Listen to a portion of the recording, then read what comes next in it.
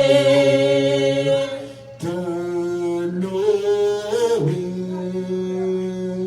sommes là pour te louer,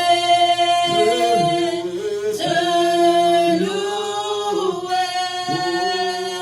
Nous sommes là pour te louer, le privilège que tu nous donnes, c'est de te louer, le privilège que tu nous donnes, c'est de te louer, t'exalter. Nous sommes là pour t'exalter, t'exalter.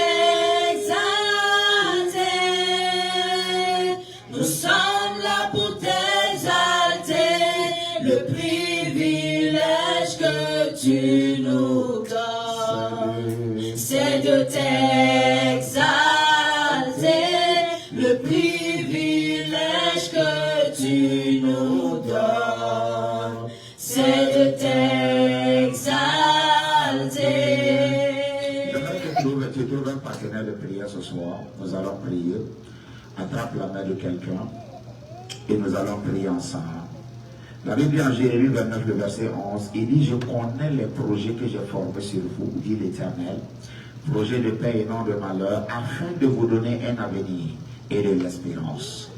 Trouve un partenaire de prière ce soir, nous allons prier. Dis avec moi, Père, dans le nom de Jésus, alors que je prie, je demande qu'en cette année 2025, à partir de ce mois de janvier, que tes plans et tes projets parfaits s'accomplissent pour moi, pour ma maison, pour ton église, au nom de Jésus. Élève la voix pour ma prier.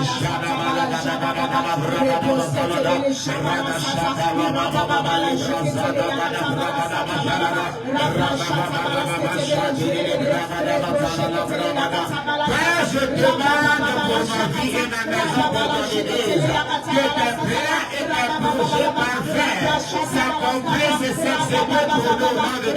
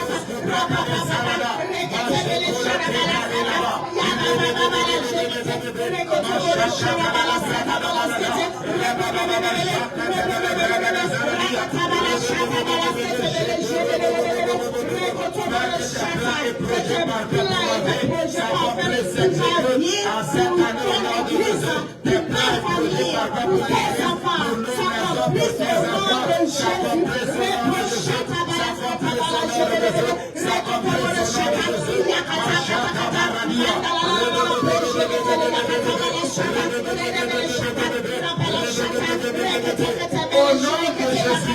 Au nom de Jésus, Amen. Amen.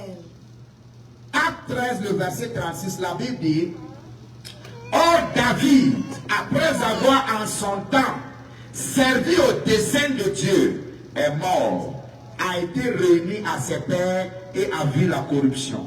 Nous allons prier ensemble.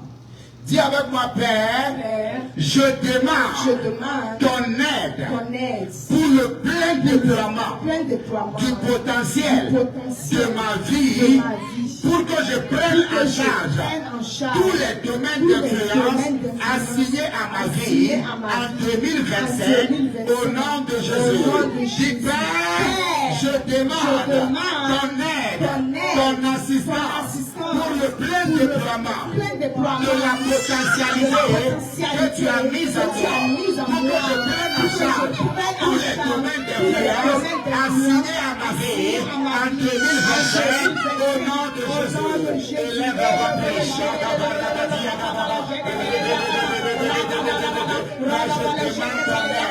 pour le déploiement du potentiel de ma vie, du potentiel de ma vie, plein potentiel de ma vie.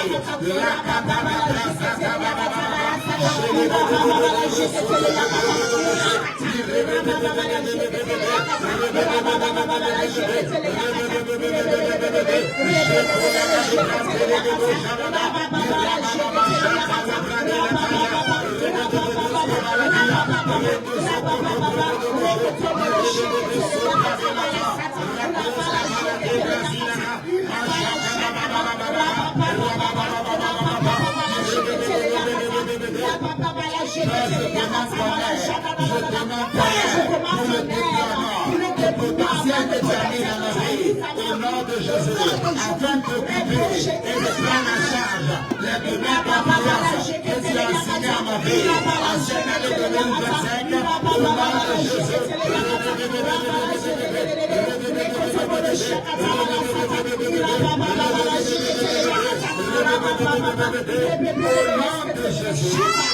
nom de Jésus. Amen. Amen. Esther 2, le verset 15, la Bible dit, lorsque son tour d'aller vers le roi fut irrité, fut arrivé, Esther, fille d'Abikaïl, oncle de Mardoché, qui l'avait adopté pour fille, ne demanda que ce qui fut désigné par Hégai, eunuque du roi et gardien des femmes. Esther trouvait grâce aux yeux de tous ceux qui la voyaient. Écoutez, on va prier ensemble pour la faveur. Amen. Tu vas prier pour la faveur divine à cette année. Vous savez, l'un des moyens que Dieu rend ta vie facile, c'est de relâcher la faveur sur ta vie. Sur tout ce qui est à toi, tu dois le prier, tu dois lutter pour avoir la vie des bâtiments. Est-ce qu'on est ensemble? Nous allons prier ensemble. Dis avec moi, Père, je demande le relâchement d'une faveur parfaite sur ma vie pour que je puisse occuper le domaine d'influence assigné à ma vie en 2025. Ô Seigneur, au nom de Jésus, dis après moi, Père, je demande que tu relâches ta faveur sur moi dans toute sa plénitude. Pour que je puisse prendre en charge les domaines d'influence assignés à ma vie en 2025. Ô Seigneur, au nom de Jésus, et là on va commencer à prier. Père, je demande ta faveur sur ma vie. Je demande ta faveur dans ma vie spirituelle. Je demande ta faveur dans mon lieu de travail. Je demande ta faveur dans mes affaires. Je demande ta faveur dans mon ministère. Je demande ta faveur dans les projets dans lesquels je suis impliqué. Je demande ta faveur pour gagner les armes. Je demande ta faveur.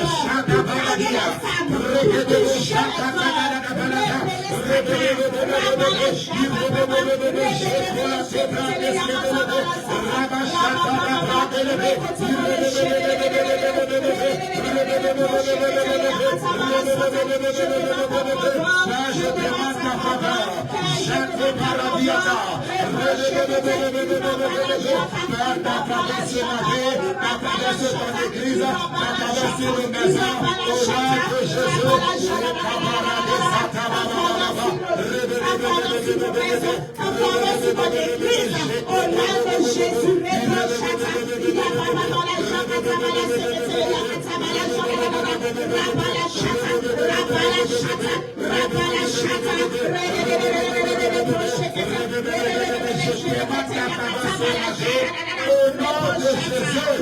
Amen. Amen. Amen, amen. Prenons ensemble ce dernier point de prière alors que nous terminons.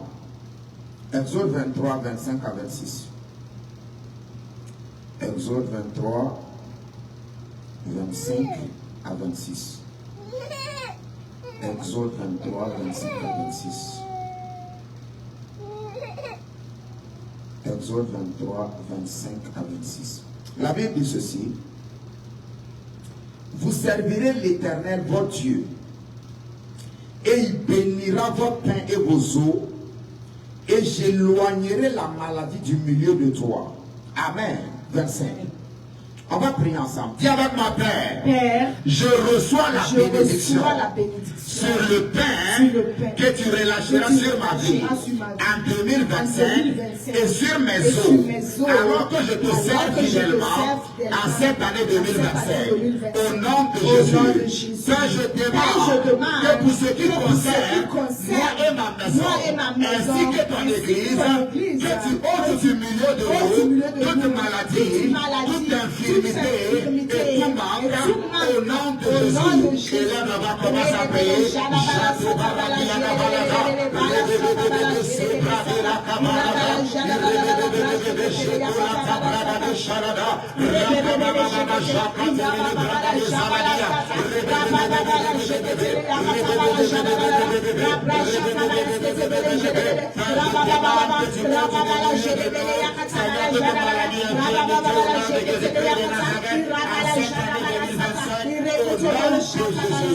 Au nom de Jésus. Amen. Acclame le Seigneur. On peut prendre nos places maintenant.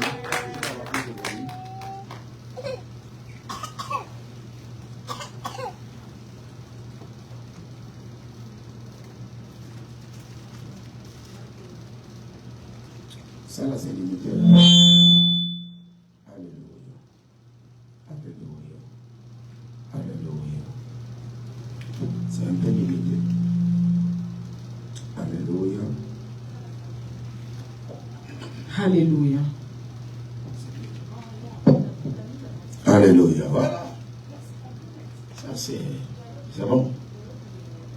D'accord, il n'y a pas de problème. Alléluia. Les chants, ça va? Que Dieu vous bénisse. Alléluia. Bientôt, les instrumentistes vont venir. Alléluia. Vous ne serez plus seuls, d'accord? Alléluia. Oui. Alors, soyez les bienvenus encore. J'aimerais que nous puissions élever les mains vers le Seigneur ce soir. Et on va faire un exercice. Tu vas dire, Seigneur, je décharge mon fardeau sur toi. Il dit, venez à moi, vous tous qui êtes fatigués et chargés. Il dit, je vous donnerai du repos. C'est une promesse du Seigneur. J'aimerais que ce soir, ce qui est une préoccupation, que tu puisses le laisser entre les mains du Seigneur. Préoccupation concernant ta vie, concernant peut-être ton mari, ta femme, concernant un travail, concernant peut-être, je ne sais pas, tes enfants, il faut les remettre entre les mains du Seigneur ce soir. Est-ce qu'on peut faire cette prière? Élève la voix et commence à prier de tout ton cœur pour dire, Seigneur, je suis là, je vais me décharger de mes fardeaux sur toi ce soir, afin de recevoir, afin d'être instruit par toi, afin d'être transformé par toi, afin de recevoir au nom de Jésus. Élève la voix, prie, ne ferme pas ta bouche. Prie ce soir, prie ce soir. Prie ce soir. Shade balagada brade sakaya gada la bros kaladia. Redo sata la mande brade zazila keria gada la bragada jada. Iko balate brazila peria gada le bragado zateria kala da bragado jadila da. Likora sapradia kila babande le bragado jatera bayaga da brado saladia. Père, dans le nom de Jésus, nous venons comme des enfants devant leur Père pour te dire, Seigneur, que tu es tout pour nous, pour te dire, Seigneur, que nous comptons sur toi, pour te dire, Seigneur, que tu es notre force, notre bouclier, pour te dire, Seigneur, que notre appui c'est toi, pour décharger nos fardeaux et nos inquiétudes sur toi. Pas un pas sans toi.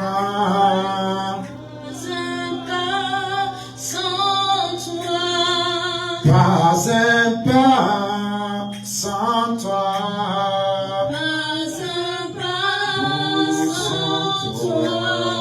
Je ne veux rien que toi. Je veux rien que toi. Ah, tu es tout pour moi.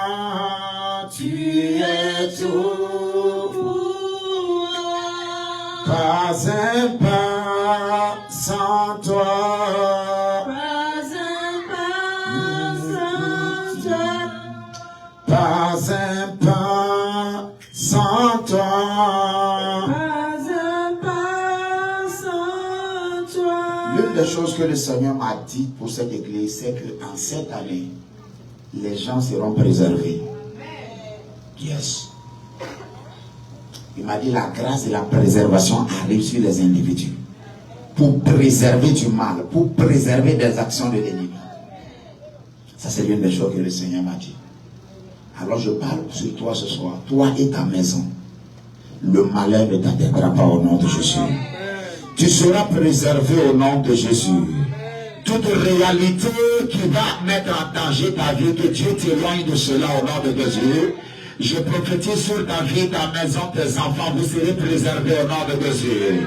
Que tes yeux seulement tu regarderas, tu verras la rétribution des méchants cette année. Tu ne seras pas atteint au nom de Jésus. Ta santé ne sera pas affectée. Ton argent ne sera pas affecté. Ta joie ne sera pas affectée. Ta quiétude ne sera pas affectée. Ton épanouissement ne sera pas affecté.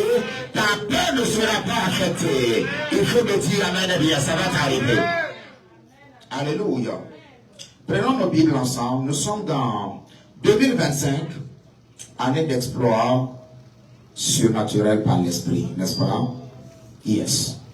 Année d'exploit surnaturel par l'esprit. Ça, c'est 2025. On va lire très rapidement. Ils sont en train de prêcher sur marcher par l'esprit pour faire des exploits. Alléluia. Marcher par l'esprit pour faire des exploits. La Bible dit en Ésaïe 40, le verset 31. Alors, il y a certaines personnes qui me demandent comment je vais étudier ma Bible. Je ne sais pas comment m'y prendre. Je vais répondre à cette question maintenant. Les versets qu'on donne peuvent être un point de départ sur lequel ce que tu étudies. Vous comprenez? Donc, par exemple, les versets que je donne, ça peut être le point de départ de ton étude biblique personnelle. C'est comme ça qu'on fait. Donc, après le message, les versets qui ont été notés, les idées que tu as notées, la semaine, si tu veux étudier ta Bible, ça peut être le point de départ, ça peut être là où tu peux étudier. Donc, par exemple, je vais parler de Ésaïe 40, le verset 31. Donc, tu vas noter ce verset, mais dans tes études bibliques personnelles, tu peux lire tout le chapitre de Ésaïe 40, et méditer là-dessus. C'est très, très important. Maintenant, avant de continuer, je vais vous dire ceci. À qui est-ce que ça arrivait de ne pas avoir envie de venir à l'église? Non, très sincèrement. Yes. Tu sais pourquoi? Parce que ce qui se passe, c'est quoi? C'est que le feu qui va te donner l'envie est parti. Amen. Ce qui fait qu'à un moment donné ou à un autre, tu décides de regarder un film vampire au lieu de mettre une prédication. C'est ce qui a pris la supériorité dans ta vie à ce moment précis. La dernière fois, j'étais chez un de mes fils, et puis il n'a même pas fait attention que je suis là. Hein. Il a mis un clip de T-Pain. Et puis T-Pain était là avec des filles. J'étais assis, j'ai dit voilà. Ok, c'est pas de problème. Comprenez ceci. Comprenez ceci. Dans notre vie en tant que chrétien, il y a deux vies en œuvre à l'intérieur de nous. Il y a la vie charnelle et il y a la vie spirituelle. À chaque instant, la décision que tu prends est soit motivée par la chair, soit motivée par l'esprit. C'est les deux. Est-ce qu'on est ensemble? Maintenant, comment je garde mon feu? C'est ce que je vais te donner avant de commencer. Je n'ai pas encore commencé mon message. Comment je préserve mon feu? Qu'est-ce qui fait que aujourd'hui je suis motivé d'aller à l'église? Demain, vraiment, je n'ai pas envie. Je cherche des raisons. Je cherche peut-être, il a plu, ou bien je cherche. Et quand finalement je ne trouve pas, je dis ok. You know what? Let's go. Le feu est parti. Comment je préserve mon feu? Ah, pasteur, vous êtes... C'est parce que vous êtes pasteur. Non, non, non. C'est pas parce que je suis pasteur. C'est parce que j'ai créé un système pour préserver mon feu. Si le feu n'a pas parti, c'est là choqué. Tu n'as pas envie de voir un homme de Dieu dont le feu est parti. Il peut pécher pire qu'un païen. I'm telling you. Donc le feu, c'est un système de préservation dans lequel tu te maintiens constamment. Comment je préserve mon feu? Si tu veux préserver ton feu et que tu parles en langue, hein, si tu parles en langue, chaque jour, passe au moins 1 heure de parler en langue. Si tu parles en langue, 1 heure. Ça, c'est le minimum. Maintenant, tu n'es pas obligé de faire 1 heure tout droit. Non. Je vous ai enseigné ce qu'il y a les portes spirituelles en ce qui concerne les heures. Il y a 6 heures du matin. Il y a 9 heures du matin. Il y a 12 heures. Il y a 15 heures. 15 heures, c'est très très délicat. 15 heures, c'est l'opposé de 3 heures du matin. C'est des heures très très délicates. Parce que 15 heures, c'est l'heure de la mort du Seigneur Jésus. Alors 3 heures du matin dans le monde mystique, l'opposé est aussi une activité intense du monde satanique. Je n'ai pas le temps de développer ça ici. Mais voici les heures. 6 heures, 9 heures. 6 heures, 9 heures, 12 heures, 15 heures, 18 heures, 21 heures, minuit. Ensuite 3 heures, 6 heures. Est-ce que vous voyez? Donc, dans la journée, si tu veux développer une technologie pour maintenir ce feu-là, si tu parles en langue, tu peux faire 10 minutes à chaque porte. Tu vas te rendre compte que si tu fais 10 minutes à partir de 6 heures, 10 minutes à partir de 9 heures, 10 minutes à partir de midi, 10 minutes à partir de 15 heures, 10 minutes à partir de 18 heures, 10 minutes à partir de 21 heures, 10 minutes à partir de minuit, tu as plus de 1 heure déjà de prière. Vous voyez? Maintenant, pour quelqu'un qui ne parle pas en langue, qu'est-ce que je fais? Tu peux prier simplement, ou alors garder une adoration. Passer un temps dans la... Tu mets une adoration, tu peux être au travail, tu trouves juste 10 minutes à partir de ces temps-là. Tu te retires 10 minutes, tu mets une adoration et tu pries. Et tu pries, et tu pries, et tu pries. Est-ce que vous voyez? Très bien. Ça, c'est côté prière pour maintenir ton feu. Maintenant, à plus de la prière, qu'est-ce que je dois faire? Essaie de lire au moins 2 à 3 chapitres par jour de la Bible. Maintenant, la plupart du temps, il y a des parties de la Bible, c'est très très ennuyeux. On va te dire que Isaac a donné naissance à tel, tel a donné naissance à tel, tel a donné naissance à tel, et ça ne finit jamais. C'est pas grave. Si ça t'ennuie, laisse ça. Va dans les proverbes. Va dans le Nouveau Testament. Va dans les proverbes, va dans les psaumes, va dans le Nouveau Testament. Lis un chapitre. Il y a des chapitres de psaumes qui font juste 3 versets. Lis un chapitre par jour.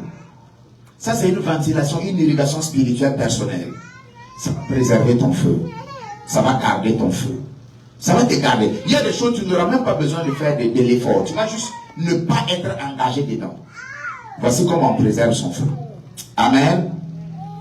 On va lire ensemble Ésaïe 40, le verset 31. Ésaïe 40, le verset 31. La Bible dit, mais ceux qui se confient, je suis en train de parler par l'esprit, marcher par l'esprit pour des exploits. La Bible dit en Ésaïe 40, le verset 31, mais ceux qui se confient en l'Éternel renouvellent leur force. Ils prennent le vol comme les aigles. Ils courent et ne se lassent point. Ils marchent et ne se fatiguent point. J'aimerais qu'on puisse trouver la version anglaise de cette partie-là, qu'on puisse le lire ensemble. La version anglaise, Ésaïe 40, verset 31. Tu as ta Bible en anglais là-bas, Marie? Tu n'as pas Bible en anglais? Ok. Let me look at it here.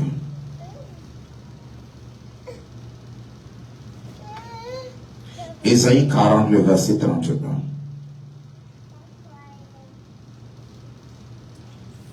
Nous sommes là, venus pour te rencontrer, Jésus.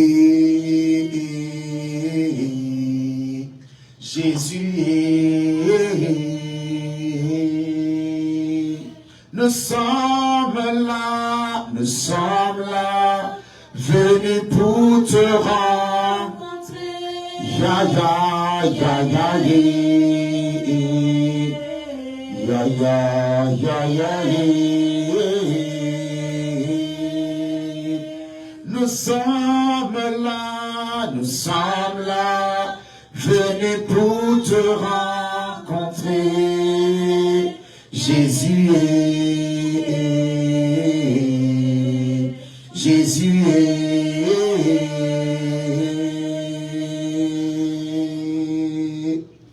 Jésus est, Jésus est, Jésus est, Jésus est, Jésus est, Jésus est. Oh, Jésus est, Jésus est, Jésus est, Jésus est, Jésus est, Jésus est, Jésus est. Oh, nous sommes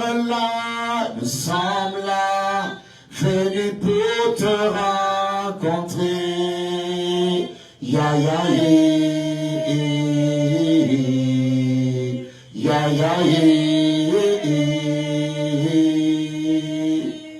Père, parle à nos cœurs ce soir. Envoie ta parole pour nos vies. Guéris, délivre, restaure. Renouvelle, fortifie. Et prends toute la gloire au nom de Jésus. Amen. Alors, Ésaïe 40, le verset 31, la version anglaise dit ceci. But they that wait upon the Lord. Dans la version française, il dit ceux qui se confient en l'Éternel. Version anglaise dit wait upon the Lord shall renew their strength. They shall mount up with wings as eagles. They shall run and not be weary. They shall walk and not faint. C'est la partie là que je voulais qu'on voit ensemble. Il dit ceux qui se confient en l'Éternel renouvellent leur force. Ils prennent le vol comme les aigles. Ils courent et ne se lassent point. Ils marchent et ne se fatiguent point. Alors, je suis en train de prêcher sur marcher par l'esprit pour accomplir des exploits. Ça veut dire quoi marcher selon l'esprit? Ça veut dire quoi marcher par l'esprit? Vous devez comprendre ceci. Toutes les personnes qui ont dit que Dieu n'existe pas, utilisant la science, quand ils ont grandi, ils ont avancé dans les percées scientifiques. Ils sont venus à la conclusion que Dieu existe. Et un homme a dit ceci, il a dit, plus de science, moins de science t'éloigne de Dieu. Il dit, mais plus de science te rapproche de Dieu. Alléluia. J'aimerais vous dire ceci. Tout ce que nous cherchons, tout ce qu'un homme peut désirer, ça se trouve en Dieu. Tout ce qu'un homme peut vouloir avoir, ça se trouve en Dieu. La Bible dit ceci, en 2 Chroniques 26, verset 5, la Bible dit, il s'appliqua à rechercher Dieu pendant la vie de Zacharie, qui avait l'intelligence des visions de Dieu, et dans le temps où il rechercha l'Éternel, Dieu le fit prospérer. Qui le fit prospérer? Dieu le fit prospérer. Alléluia. 1 Chronique 29, 11, la Bible dit, à toi l'Éternel, la grandeur, la force et la magnificence, l'éternité et la gloire. Donc tout ce que nous recherchons, il dit la grandeur, la force, la magnificence, l'éternité et la gloire. Car tout ce qui est au ciel et sur la terre t'appartient à toi, Éternel, le règne, car tu élèves souverainement, tu t'élèves souverainement au-dessus de tout. Donc, tout ce que nous recherchons se trouve en Dieu. Toute gloire, tout honneur, toute bénédiction, toute grandeur, toute richesse et toute prospérité, y compris le bénéfice de cela dans l'éternité, se trouve en Dieu. Alléluia. Donc, la technologie, en tant que chrétien, c'est de marcher selon l'esprit. Parce que lorsque Ceux qui gouvernent le monde, c'est des hommes qui sont en fraternité avec le monde spirituel. Lorsque ta fraternité avec le monde spirituel est affectée, ça va affecter le monde physique. Alors nous sommes en train de prêcher. Marcher selon l'esprit pour accomplir des exploits. Et le premier point de marcher selon l'esprit, c'est de se confier en l'Éternel. Ça veut dire quoi? Se confier en l'Éternel. Pas se confier sur ma sagesse. Non. Pas se confier sur mes relations. Non. Les hommes sont... La vie du malheur à l'homme qui se confie en l'homme. Les hommes sont des hommes. Il dit se confier en les dons. Le premier point, quand nous parlons de marcher par l'esprit pour des exploits, c'est de se confier à l'Éternel. Alors, comprenez ceci. L'une des technologies qui a disparu dans notre génération, c'est la capacité de se confier en l'Éternel. C'est ça qui a disparu. L'une des choses que le diable a volé de notre génération, c'est la capacité de patienter et d'attendre le temps de Dieu. Notre génération n'a pas ça, n'a plus ça, ça a été volé. Pourquoi? Parce que tout est devenu fast-fast. Tu as fast-food, tu veux ton argent, c'est fast-fast. Tout ce que tu veux, la technologie a rendu les choses physiques très vite. Alors, ça a privé toute une génération d'une habileté qui est rare et qui pourrait les aider dans l'accomplissement de leur destinée. Alors, le premier point, comprenez ceci, c'est de se confier en l'Éternel. J'aimerais vous dire ceci. Se confier en l'Éternel, c'est la première des choses que ça te fait, c'est que ça te donne la capacité de dominer ton environnement. Hein? Lorsque tu te confies en l'Éternel, ça te donne l'habilité et la capacité, la stature de dominer ton environnement. La Bible dit en Psaume 84, le verset 6, il dit lorsqu'il traverse la vallée de Baca, qui est encore un lieu désertique, il la transforme en un lieu plein de sources. Donc, ce n'est pas l'environnement qui joue sur eux. Du fait qu'ils portent Dieu, lorsqu'ils traversent cette vallée-là, eux, ils transforment cette vallée en un lieu plein de sources. Le malheur qui est arrivé à beaucoup d'enfants qu'on envoie dans les universités aux États-Unis, en France, en Europe, c'est leur incapacité à dominer sur l'environnement. Alors, tu vois une jeune fille ou un jeune homme qui craint le Seigneur. On l'envoie à l'université en France, ou bien aux États-Unis, ou bien en Inde, ou en Chine. Il ne sait pas qu'en réalité, cette université est un environnement gouverné par un esprit. Alors, il vient, il craint le Seigneur, il prie, il craint Dieu, il est chrétien ou elle est chrétienne. Et au bout d'un certain moment, il commence à se sentir seul. Il est venu avec des systèmes de valeurs, hein. Qu'on doit rester vierge jusqu'au mariage. Qu'on ne doit pas toucher femme ou toucher garçon jusqu'au mariage. Il est venu d'Afrique avec ça. Mais il rentre dans un environnement où un esprit est en train de donner un autre commandement à l'âme de ceux qui sont là-bas. Manquant de statut. Il commence maintenant, la personne commence maintenant à définir sa capacité par le fait d'avoir aussi plusieurs copines. Il se regarde dans le miroir, l'image qu'il voit ne lui plaît pas. Parce qu'il doit faire comme tout le monde, ne sachant pas qu'il est venu sous l'influence d'un esprit qui gouverne l'environnement. Et s'il n'a pas développé la capacité, la peur d'être rejeté va le pousser dans le sens dans lequel cet esprit-là le pousse. Alors tu vois beaucoup de personnes, c'est pas forcément qu'ils aiment les bars. Mais tous ceux qui le fréquentent vont là-bas. On fait comment? Lui aussi il suit bar. Souvent même tu pars, tu ne danses pas. Tu as juste assis. Mais tu es venu faire quoi? Il part. Why?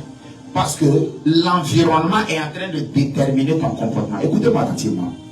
Si tu ne comprends pas que l'environnement te dicte un comportement, tu ne vas pas, tu risques de pas accomplir ta destinée. Parce que l'environnement, c'est un gros facteur dans la détermination de ton comportement. Il y a des gens qui sont venus ici 1 mois seulement. Quand il avait dit Non, mais ici, ça fait quoi? 2, 3 ans. Toi, tu es là 1 mois. On t'appelle, on dit, hé, mon frère, il dit, non, il y a, oui, il y a. Tu sais quoi? Il est venu sur l'environnement. L'influence de l'environnement. Je n'ai pas dit de répondre, c'est mauvais. Hein. Sens-toi à l'aise, d'accord? Parce que beaucoup d'entre vous parlez comme ça. C'est bien, vous êtes des Américains, il n'y a pas de problème. Mais ce que je suis en train de dire, le gars est arrivé seulement 1 mois. Et il est dans les yaya. Beaucoup de pasteurs ont quitté l'Afrique. Ils sont arrivés aux États-Unis ici. Quand ils sont arrivés aux États-Unis ici, au bout d'1 an, le gars a fait des dreadlocks. Il allait se faire un petit tatouage quelque part. Maintenant, il va en gym. Il va aller au gym, c'est pas mauvais. Mais le monsieur est venu pour prêcher. Il est venu comme pasteur. Au bout d'1 an, il a commencé à faire des dreadlocks. Et puis, il comprend plus français. 1 an. Et il a fait des dreadlocks. Il allait se faire un petit tatouage quelque part. Quand lui aussi il est à la maison, il porte un t-shirt et puis il marche la poitrine bombée. Ce n'est pas de sa faute. Il est victime de l'environnement. Écoutez-moi attentivement. Se confier en l'Éternel, l'une des choses que ça te fait, ça te donne la capacité de régner au-dessus de l'environnement. C'est la première des choses que ça te fait. Parce que jusqu'à ce que tu contrôles, jusqu'à ce que tu aies la capacité de ne pas être influencé par ton environnement, tu ne peux pas faire des exploits par l'esprit. Ce n'est pas possible. Si l'environnement détermine ta capacité, ton comportement, ton attitude et ta marche, quel exploit tu vas faire sur l'environnement? Il dit, il a créé l'homme et il leur a dit, dominez sur les poissons de la mer, l'eau, dominer sur les animaux de la terre. Il dit dominer sur les oiseaux du ciel. Donc, on a 3 règnes où on doit établir notre influence. La terre, les eaux et l'air. Maintenant, si l'environnement commence à te dicter un caractère, comment tu vas espérer des exploits? C'est pas possible. Alors, lorsque l'on se confie en l'Éternel, la première des choses que ça te fait, c'est que ça te donne la capacité, la stature de dominer sur ton environnement. Et ça, c'est l'une des choses dans lesquelles je respecte les fils d'Ismaël. Le fils d'Ismaël, le gars, il porte un court pantalon, il porte son boubou, il lève sa barbe, il a son chat, il ne va pas changer. Même s'il est en train d'aller à l'aéroport, comment il est diplômé, il porte toujours ce court pantalon, il porte son boubou et il porte son chapeau, il va là-bas. Quand toi-même tu le vois, tu sais. Et non influençable par l'environnement. Alléluia.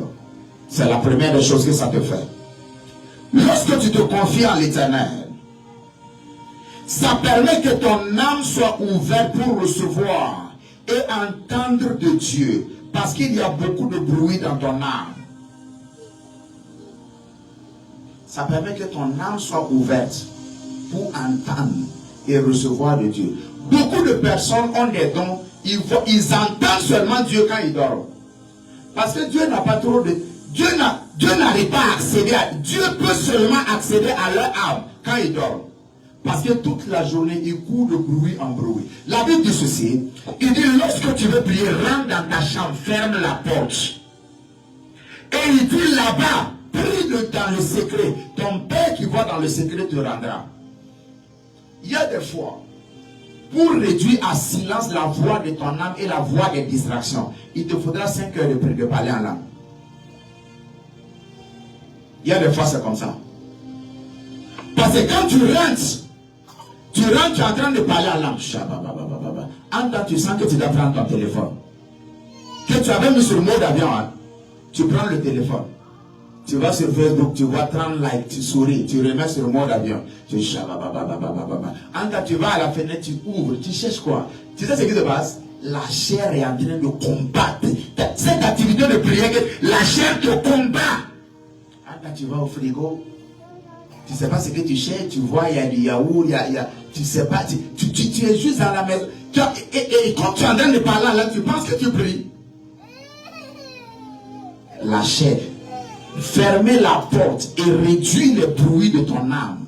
Souvent, ça te prend 5 heures de parler en langue. Souvent, ça te prend 3 heures. Souvent, ça va réclamer de toi que tu déposes ce téléphone et que tu t'assieds dans un endroit calme, sombre et fermer les yeux pendant peut-être 2 ou 3 heures pour que ton âme sois réduit à silence. Pourquoi? Parce que pendant la journée, tu as pensé au boulot. Pendant la journée, tu as passé 5 heures sur Facebook. Pendant la journée, tu étais sur TikTok. Ton âme est dispersée de partout. Donc quand tu commences à prier, tu es en train de te rassembler toi-même en un seul morceau afin de pouvoir communier avec le Seigneur. Et des fois, il y a des gens qui n'ont jamais atteint ce niveau-là où leur âme est réduite à silence pour entendre la voix de Dieu. Ça, c'est pourquoi c'est très important de faire attention quand tu es à la place de la prière, quand tu entends des voix, quand tu reçois une instruction, quand tu entends des voix.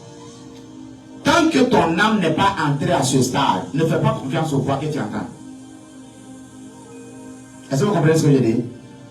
Tant que ton âme n'est pas calme, réduit à silence, plus de distraction, c'est-à-dire que tu es focalisé, voilà, c'est le mot, focalisé, tant que le focus n'est pas devenu sur Dieu et non sur ton environnement, ne fais pas confiance aux voix que tu entends et aux instructions que tu entends.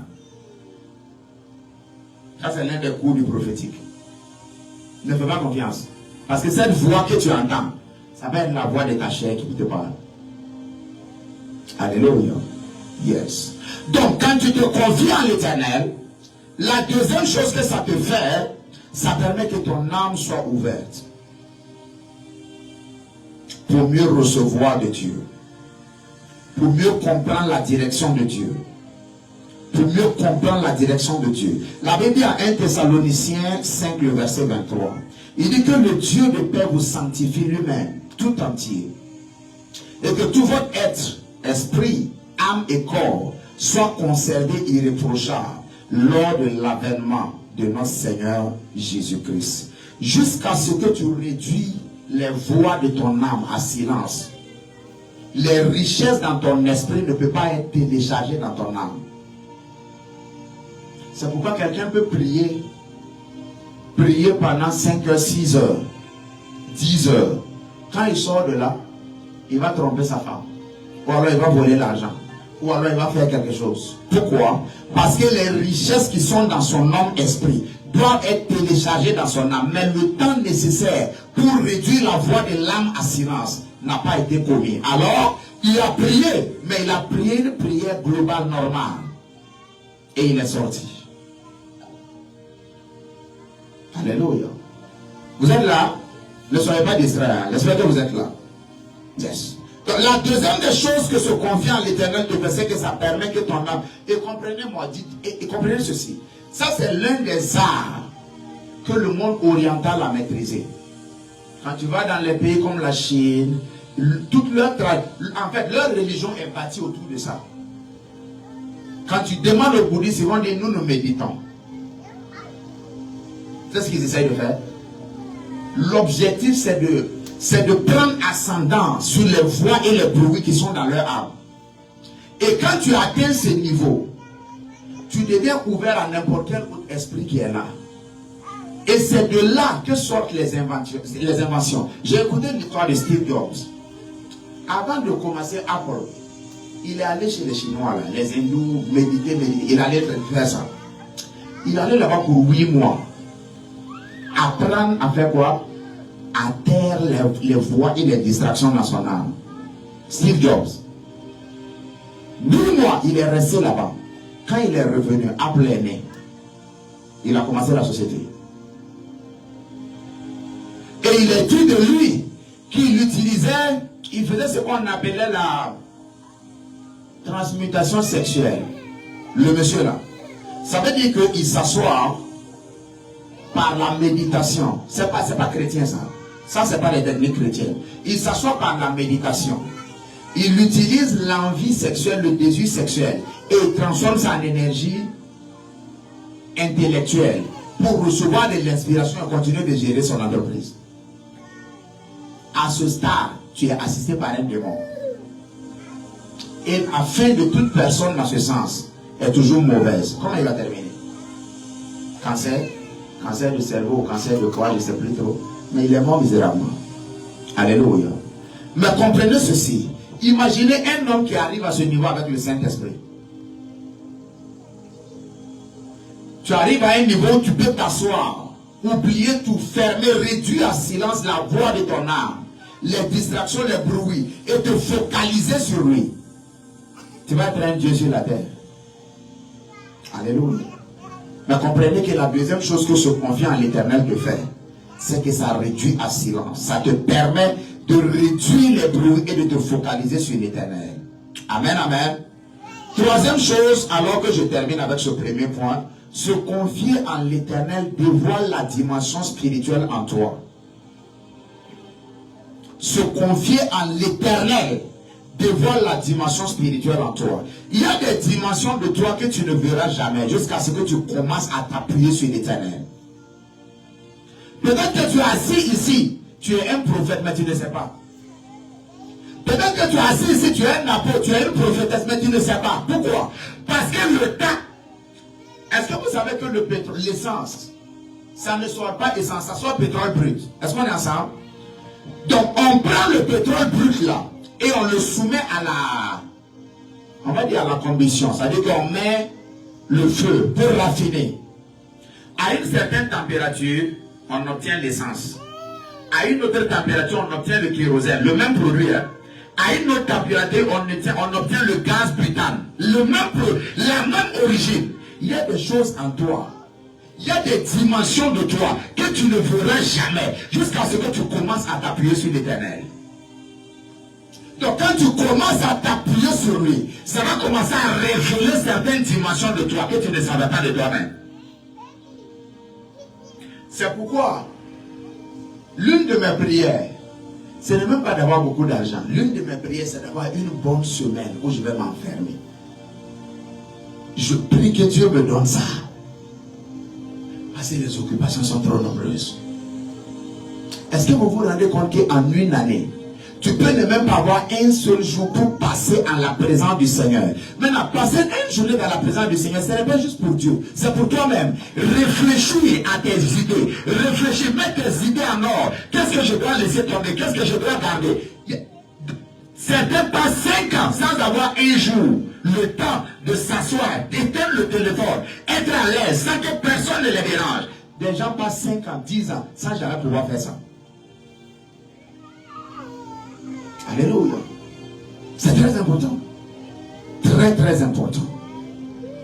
Très très important. Il y a des dimensions spirituelles en toi qui peuvent être téléchargées que seulement par le temps que tu passes à la présence de Dieu. Certains d'entre vous, peut-être vous êtes assis, vous êtes des hommes d'affaires internationaux. Mais cette dimension, ce manteau-là est enfoui en toi. C'est caché. Et souvent quand tu regardes, et je vais vous dire, souvent ton âme le sait.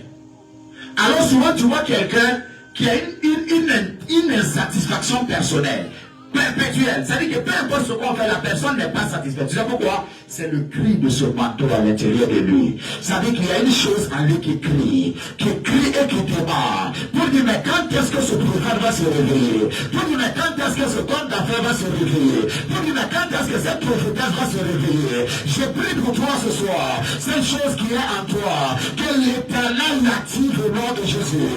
Que l'Éternel le fasse sortir au nom de Jésus. Que l'Éternel l'active au nom de Jésus. Et échouer, c'est aller dans la tombe sans pouvoir télécharger toutes les dimensions que Dieu a mis en toi. Un homme de Dieu a dit, il dit réussir, c'est mourir vite. Ça veut dire que tout ce que Dieu a mis en toi, tu as pris les télés et tu t'es débarrassé de ça. Tu as donné ça à ta génération et tu es mort et tu es mort vite. Il dit ça c'est réussi. J'ai dit yes, that's right, c'est vrai. Il y a beaucoup de personnes qui sont mortes avec un livre dans leur ventre qui aurait pu bénir notre génération.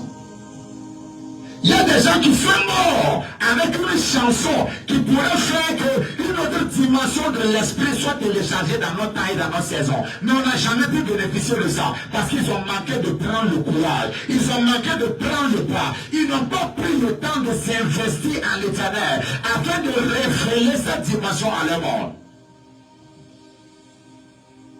Quand tu nais, c'est la fin d'un cycle. Quand tu nais, c'est aussi le début d'un autre cycle. Quand tu nais, c'est la fin d'un cycle. Le cycle de quand tu étais un projet. C'est fini. Ce cycle-là est fini. Quand tu nais, débute le cycle où tu commences à être l'exécution de ce projet. Parce que tu étais un projet dans l'éternité. Maintenant que tu es manifesté sur la terre, débute un autre cycle où tu dois être la manifestation pleine, pas à 50, pas à 60%, pas à 90%. Tu dois être la manifestation à 100% de ton projet qui est déjà fini dans l'éternité. Mais pour cela, tu dois être appuyé sur le concepteur de ce projet. Est-ce qu'on est ensemble? Yes. Beaucoup de personnes meurent sans faire profiter à leur génération le don qui est en eux. Il y a des gens qui ont le don de conseiller quelqu'un. S'ils te conseillent, ton démon va partir. Yes. Si lui t'exhorte, le démon là va partir. Mais pour développer ces choses, tu dois rester dans la présence de Dieu afin de les révéler. Il y a des gens, il y a d'autres personnes qui peuvent asseoir des foyers, les conseiller, les parler, et le foyer là sera bâti solide. Mais pour développer ça, le temps dans la présence de Dieu. Lorsque tu te confies en éternel, ça dévoile les dimensions cachées de Dieu en toi. Mais jusqu'à ce que tu te confies en lui, ça ne peut jamais être activé, ça sera dormant. Alors ma question pour toi ce soir, est-ce que toi et moi, on sait, have we made up our mind to pay the price? Parce qu'il s'agit de ça. Et c'est pourquoi la plupart du temps, quand je regarde le système américain, j'ai des larmes aux yeux. Pourquoi? Parce que c'est comme une prison. C'est comme une prison. Tu dépenses ton énergie, ta connaissance intellectuelle et ton temps pour obtenir l'argent. Ok, très bien. Et quand tu obtiens cet argent, tu dois dépenser cet argent pour te maintenir dans le système. Laissez-moi vous poser une question. Si je creuse un trou ici, hein, et que je le remplis, qu'est-ce que j'ai fait? Est-ce que j'ai avancé? J'ai avancé. Ça, c'est le système américain. Oh. Les gens ont des billes de peut-être charge mensuelle fixe. Je n'ai pas dit variable, hein, fixe. Ça fait $4,000 ou $5,000. Ce qu'ils gagnent par mois, ça fait $4,000 ou $5,000, $4,500. Il a $4,000 de charge fixe. Il a $5,000 par mois. Est-ce qu'il avance? Non, soyez honnête. Est-ce qu'on est en train d'avancer? On n'est pas en train d'avancer. Hein? Donc, jusqu'à ce qu'on détourne nos regards de ce système et qu'on projette dans l'avenir, et qu'on se rend compte que si on ne s'appuie pas sur Dieu, on va finir. Regarde, beaucoup de vieux que tu vois dans la rue n'étaient pas forcément vieux quand ils étaient jeunes. Hein? N'étaient pas pauvres quand ils étaient jeunes, non. Mais le système est construit de telle sorte que tu travailles, tu dépenses ce qui n'est pas payable par l'argent pour obtenir l'argent. Et ensuite, tu dois dépenser cet argent pour te maintenir. Est-ce que vous êtes avec moi? Donc, toi et moi, notre seule option, même si tu fais $200,000 par an, je te congratule, je te félicite, c'est bien. Mais je vais te dire ceci. Même si tu fais $1 million par an, ton appui, c'est l'éternel. Il faut que quelque chose de l'éternité soit activé en toi, qui va faire que permanemment tes besoins soient pourvus. Un homme a donné un exemple. Il dit qu'il allait à un boulot, où le boulot là, on a embauché un prophète. Lui, on le paye 40 000. On paye le prophète là 150 000. Il ne fait rien, il est juste là, il prie dans l'entreprise. J'ai dit voilà. Parce que lui là, il est en train de trader une valeur spirituelle qui n'a pas de prix. Écoutez-moi, notre option sûre pour le futur, c'est de nous appuyer sur ce Dieu-là. Parce que alors, il va mettre quelque chose sur toi. Que tu peux être là, Peut-être même que tu n'as plus la force de travailler.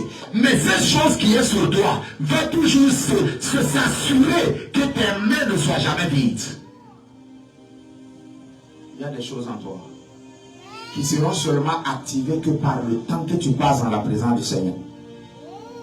Vous savez, quand j'ai commencé à marcher avec le Seigneur, ce n'était pas dans mes calculs de devenir pasteur. Hein? Non. Non. Quand j'ai commencé à marcher avec le Seigneur, il y a un défi qui est venu dans ma vie. Je devais me marier. Et comme je devais me marier, les batailles étaient nombreuses. Les batailles étaient nombreuses. De mon côté, du côté de ma femme, les batailles étaient multiples.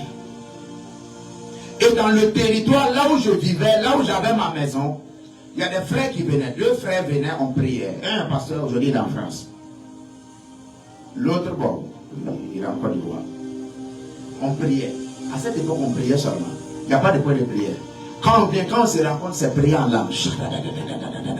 Et il y a une révélation qui est sortie. Le quartier où je suis là, juste derrière ma maison, il y avait un flac. On dit une flaque ou un flaque d'eau. Une flaque d'eau. Ok, c'est bon, merci. Il y avait une flaque d'eau. Ok? Qui ne tarissait jamais. L'eau là ne tarit jamais. Il y a une voie qui passe là, mais la voie là est impraticable à cause de ce flaque d'eau, de cette flaque d'eau là. Et quand on priait, le Seigneur a donné une révélation qu'en réalité, là, il y a un esprit qui apparaît comme un vieillard, et qui tient un sceptre, comme un bâton de commandement. Donc, cette flaque d'eau là, c'est son point d'entrée. C'est pourquoi ça ne peut jamais tarir. On dit ok. On est à prier. Et le Seigneur a encore dit que l'esprit là est parti. Ça n'a pas pris 2 mois devant Dieu. Ça n'a pas pris 2 mois. Ils sont venus goudronner la route là. Plus jamais de flaque d'eau, rien du tout. Quand je me suis engagé dans mon projet de mariage, quand je prie, l'entité qui est cet esprit-là, je le vois. Il vient, tu es dans ta chambre, tu es assis, tu pries comme ça. Il apparaît juste devant comme ça. Et c'est ces batailles qui nous cherchaient, qui nous ont poussés dans la présence de Dieu. Souvent les batailles c'est bien. Parce que s'il n'y avait pas ça, la quantité de jeûnes et de prières que j'ai fait à cette époque-là, je ne pourrais pas devenir pasteur. Je suis en train de dire comment on a mis le pied dans ce truc de pastorat. Dieu a utilisé le besoin et laissé arriver le problème. Pour que comme maintenant tu pries jour et nuit, tu jeûnes jour et nuit, tu rentres maintenant dans ta dimension pastorale. Et certaines choses ont commencé à être activées comme ça spirituellement. Pas parce qu'on le voulait. Au début, on partait prier parce qu'on confrontait l'ennemi et l'opposition.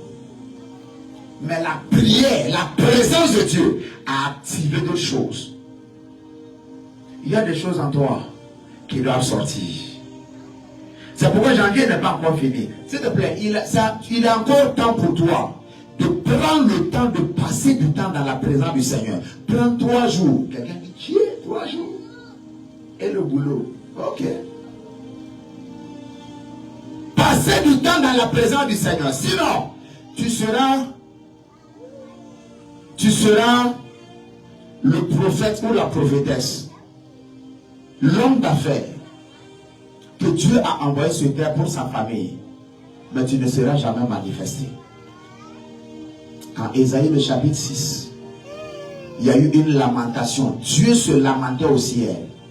Il a envoyé un prophète sur la terre, mais le prophète n'était pas en train d'être celui qu'il devait être. Et Dieu dit, mais qui enverrons-nous? Les yeux du prophète s'ouvrent et il voit Dieu sur son trône. Dieu est en train de se lamenter dans son conseil. Il dit, qui enverrons-nous? Qui marchera pour nous? Esaïe dit, mais sorry, je suis là, il faut m'envoyer. Il dit, ok. Si on doit t'envoyer, quelque chose doit t'arriver. La Bible dit, il y a un des chérubins qui a pris une flamme du feu, charbon de feu, toucher les lèvres du prophète. Parce que dans cette dimension, le prophétique n'est pas validé par le nom de quelqu'un que tu vois. Le prophétique est validé par la pureté de ton manteau, la pureté, ta sainteté, la manière dont tu es correct. C'est ton prophétique qui est validé par ça. Et quand on l'a touché, ce temps de rencontre avec le Seigneur l'a propulsé dans sa vraie dimension prophétique. Le prophète Isaïe. Et la Bible ne l'a pas caché pour que ça soit dans un enseignement pour nous. Et l'homme Isaïe a prophétisé avec détail ce qui devait arriver à Jésus 800 ans en arrière. Il a prophétisé, il a dit, voici, la Vierge va tomber enceinte. Où est-ce qu'il a vu ces choses? L'homme, il y a des antennes spirituelles qui se sont réveillées. Et ça lui a donné de voir les archives de l'éternité, ce qui va arriver dans la suite de temps. Après de 1 millénaire plus tard, l'homme dans le présent a prophétisé cela. Et les gens ont dit, mais c'est faux. Les gens de son époque ont dit, tu as prophétisé, on n'a pas vu. Tu es un prophète menteur. Il a dit, moi j'ai parlé. J'ai vu ce que j'ai dit. Et 800 ans plus tard, effectivement, la Vierge est tombée enceinte. Parce qu'au moment où il le disait, ça n'avait pas de sens qu'une Vierge tombe enceinte. Comment une Vierge est enceinte? Comment c'est possible? Il ne le sait pas. Il a dit, ma responsabilité, c'est d'annoncer. Parce que j'ai vu, alors j'annonce. Mais comment cette dimension a été activée? Par le temps qu'il a passé dans la présence du Seigneur. C'est Houston. Il y a des choses qui dorment en nous. Il y a des choses qui ne sont pas encore activées. Il y a des choses qui ne sont pas encore manifestées. Il y a des choses qui ne sont pas... il ne s'agit même pas de régner d'abord sur la terre. Non, il s'agit d'être qui Dieu veut que tu sois. Ce n'est pas encore activé. Mais c'est à la merci du temps que tu passes dans la présence de Dieu. C'est à la merci du temps que tu... Quand je vais arriver à la conclusion de ce message, certains vous serez contents, certains vous serez tristes. Mais comprenez que lorsque nous nous adonnons à cela, il y a toujours un gain. Il y a toujours un gain. Et l'une des manières dont le diable détruit la vie de quelqu'un, c'est de s'assurer que le temps que tu dois prendre pour passer dans la présence du Seigneur, que ce temps-là, il te donne une bénédiction de laquelle tu dois t'occuper. Hein? Le temps de tes 20 ans à tes 28 ans, Dieu a prévu que ce temps-là, tu sois chaque jour dans sa présence. Ça, c'est dans le calendrier de Dieu. Et de tes 20 ans à tes 28 ans, le Dieu a permis qu'une certaine bénédiction vienne. Le temps que cette bénédiction te demande ne permet pas que tu passes le temps dans la présence de Dieu. Justifiable so. Alors qu'est-ce qui se passe? Ce qui se passe, c'est que quelque chose que tu devais accoucher dans le monde naturel a été retenu dans le monde spirituel. Pourquoi? Parce que le temps que ça demande de toi, tu ne l'as pas juste, tu ne l'as pas. Alléluia. Yes. Passer du temps dans la présence du Seigneur active certaines dimensions en toi. Est-ce que tu es avec moi? Si tu es avec moi, dis-moi amen et bien. Dis-moi amen et bien. Deutéronome 34, verset 5 à 6. La Bible dit, Moïse, le serviteur de l'Éternel, mourut là, dans le pays de Moab, conformément à l'ordre de l'Éternel. L'Éternel l'enterra dans la vallée, dans le pays de Moab, vis-à-vis de Beth-Péor. Personne n'a su où était son tombeau jusqu'à aujourd'hui. Moïse a tellement passé du temps dans la présence du Seigneur que la mort naturelle ne pouvait pas tuer Moïse. Tu entends ce que je dis? Ça dit que la présence du Seigneur là, a modifié l'ADN du corps de Moïse. Maladie ne pouvait pas rentrer. Mort naturelle ne pouvait pas rentrer. Dieu était obligé de dire monte ici et meurt. C'est Dieu qui a tué Moïse. La mort naturelle ne pouvait pas lui faire quelque chose. Parce qu'il y a une dimension de lui qui a été dévoilée. Que la mort ne peut pas vaincre. Que la maladie ne peut pas vaincre. Et il était tellement saturé de cette présence dans son corps que quand Moïse est mort, Satan a laissé tout son programme très occupé. Il est allé chercher le corps de Moïse. Dieu était obligé d'envoyer un ange Michael. Tu sais ce que ça veut dire envoyer l'ange Michael? L'ange Michael, c'est un des généraux du Seigneur. On ne l'envoie pas au hasard. Dieu envoie l'ange Michael pour dire va protéger le corps de Moïse. Un homme qui est mort. Il y en a qui meurent, qui pourrissent. Personne ne s'occupe d'eux. Un homme est mort. Et Satan est intéressé de savoir il y avait quoi dans le corps de cet homme. Moïse, à 120 ans, montait sur une montagne qui faisait près de 1 km. 1000 mètres d'altitude. Et il n'était pas fatigué. D'où il gagnait cette force. Donc, qui t'a dit que ta force diminue avec l'âge? Non. C'est pas vrai. C'est pas biblique. C'est juste que c'est ce qu'on a constaté. Alors on a pris pour faire la norme. Mais ce n'est pas biblique. Moïse, à 120 ans, montait sur le Sinaï et il était normal. Il était quoi? Normal. Pourquoi? Parce que le fait de passer le temps dans la présence du Seigneur a fait quelque chose au corps de l'homme. Il ne pouvait pas mourir. Dieu dit monte ici et meurs. Parce que tu as désobéi à mes commandements. Pourquoi? Parce que du point de vue de Dieu, arriver à ta terre promise et accomplir ta destinée n'est pas aussi important qu'obéir à lui sa voix.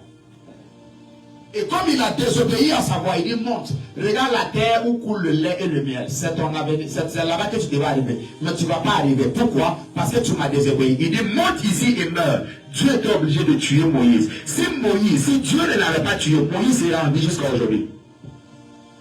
Yes. Ça arriva à un des disciples de Jésus, Jean. Celui qu'on dit qu'il aimait Jésus, Jésus l'aimait. Jean, quand tu lis l'histoire de Jean, ils ont tout fait. Tous les pierres, on les a crucifiés, ils sont morts. Jean, on a tout fait, il ne meurt pas. On a pris le monsieur, on l'a mis dans l'huile bouillante. Il a commencé à nager comme un poisson. On a dit ok. On l'a enlevé. On dit lui, on ne peut pas. On a envoyé sur une île qu'on appelle l'île de Patmos. On l'a laissé seul là-bas pour qu'il meure. Même là-bas, il dit j'avais les yeux ouverts le jour de l'Éternel.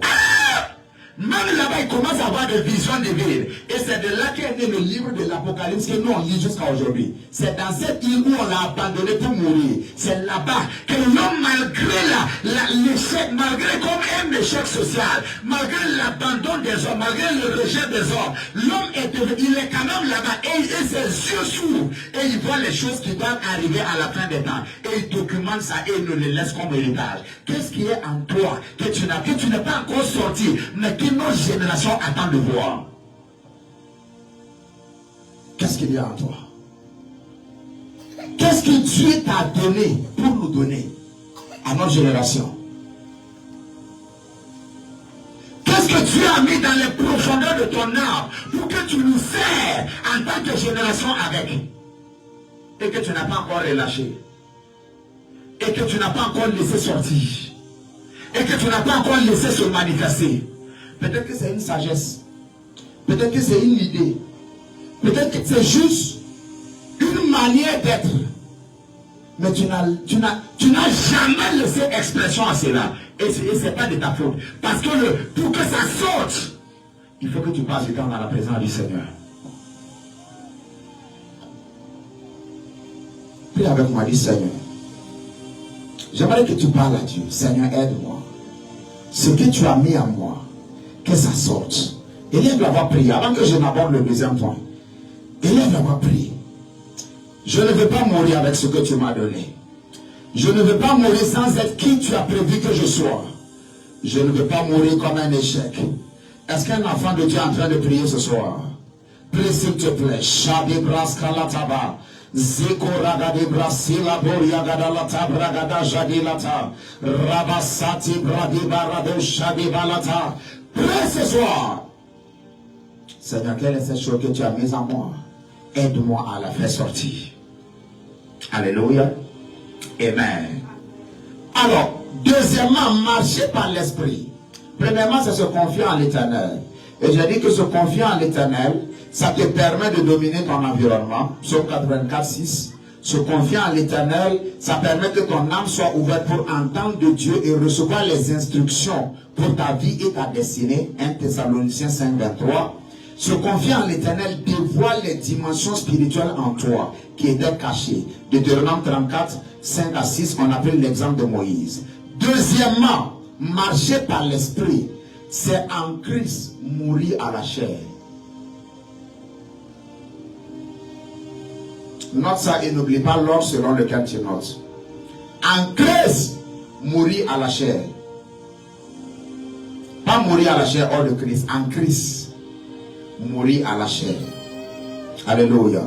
Romains 8, 17, la Bible dit, or si nous sommes enfants, nous sommes aussi héritiers.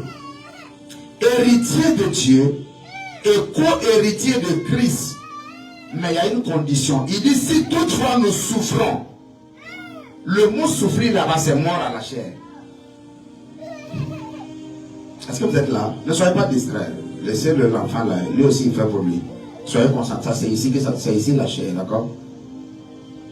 Romains 8, 17, il dit, or si nous sommes enfants, nous sommes aussi héritiers. Héritiers de Dieu et co-héritiers de Christ.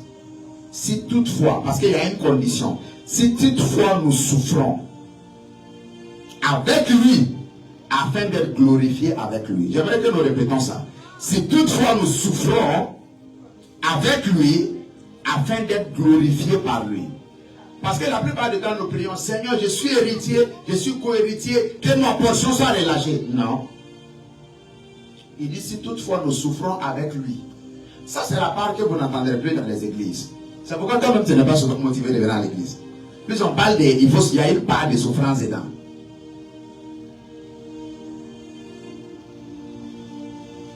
Alléluia. Maintenant, la souffrance, là, on n'a pas dit qu'on va te crucifier. Non, on n'a jamais dit ça. Personne ne va te crucifier. Tu vas vivre très longtemps et tu seras en pleine santé au nom de Jésus. Amen. Mais la souffrance de laquelle il parle ici, je vais te dire c'est quelle souffrance. C'est la mort à la chair. La mort à la chair. Ok. La première condition, parce qu'on dit en Christ, faire mourir. Ça va? Ok. En Christ, faire mourir la chair.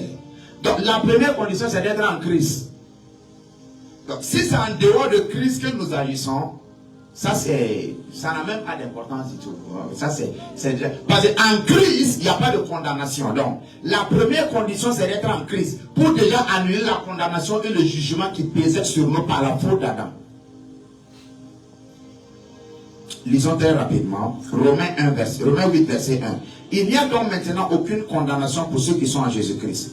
Et Galates 5, 18 dit, si vous êtes conduits par l'Esprit, vous n'êtes point sous la loi. Donc, en Christ, faire mourir la chair. La première condition, c'est d'être en Christ.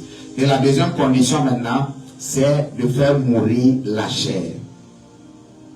En Christ, nous sommes sans jugement, nous sommes sans condamnation, mais nous devons travailler à faire mourir notre chair. C'est de cette mort dont il parle, c'est de cette souffrance dont il parle. Il dit, si nous souffrons avec lui, afin d'être glorifiés par lui. Alors, faire mourir la chair, qu'est-ce que ça veut dire? Galates 5, verset 19 à 21, la Bible dit, or les œuvres de la chair sont manifestes. Ce sont l'impudicité, l'impureté, la dissolution, l'idolâtrie, la magie, les infirmités, les inimitiés, les querelles, les jalousies, les animosités, les disputes, les divisions, les sectes, l'envie, l'ivrognerie, les excès de table. Wow.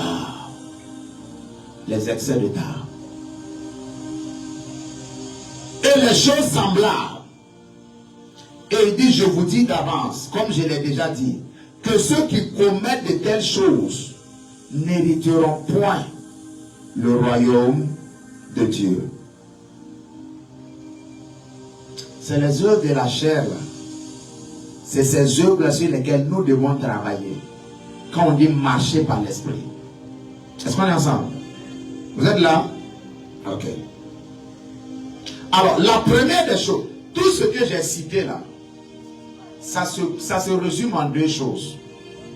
La première des choses qui doit mourir, et quand je parle de ça, il ne s'agit pas de pointer du doigt quelqu'un. On est tous concernés. Moi comme toi.